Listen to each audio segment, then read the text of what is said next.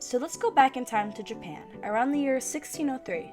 The country slammed the door on the outside world and basically said, we're just gonna do our own thing. Seriously, they closed the borders, limited trade, and just kind of focused inward. This time period is called the Edo period, and even though Japan was isolated, it ended up being one of the most important times for both culture and the economy.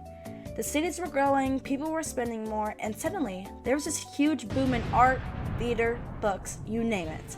I'm going to show how the economy and culture basically helped each other thrive and why that actually still matters today.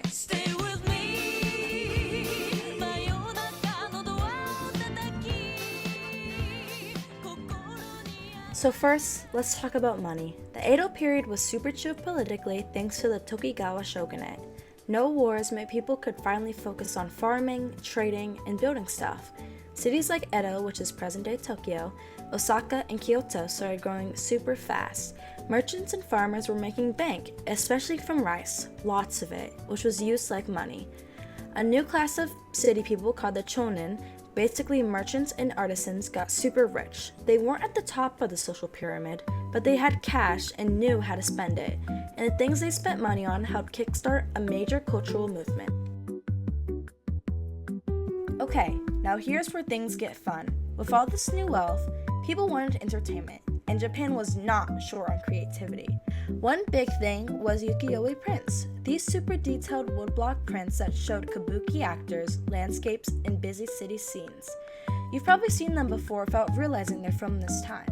Poetry got super popular too, especially haiku. It's that short, 3-line poem format, 575 syllables.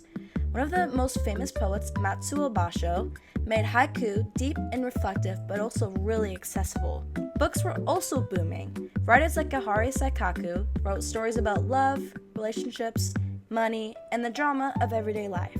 These weren't just for the rich. Lots of regular people were reading them, which was kind of a big deal. And you can't forget about a kabuki theater. It was dramatic, colorful, and honestly kind of extra, in a fun way. Everyone went.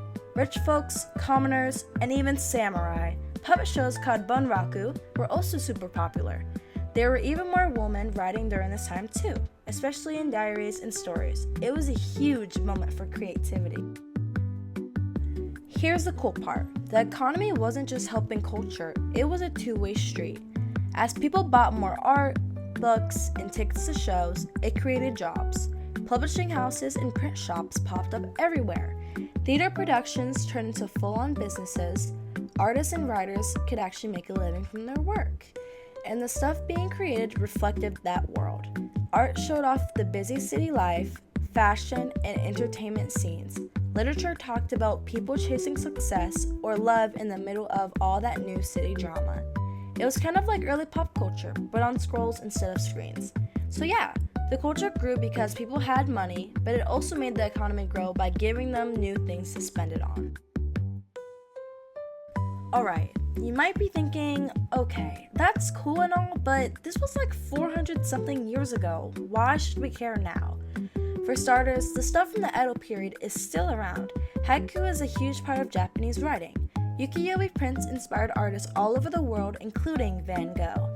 And kabuki theater is still performed today. Financially, the Edo period kind of laid down the foundation for modern Japan. Small businesses, local markets, and trade-focused cities all started back then. And more importantly, it shows us something about history. When people have peace and stability and they start building wealth, culture usually follows.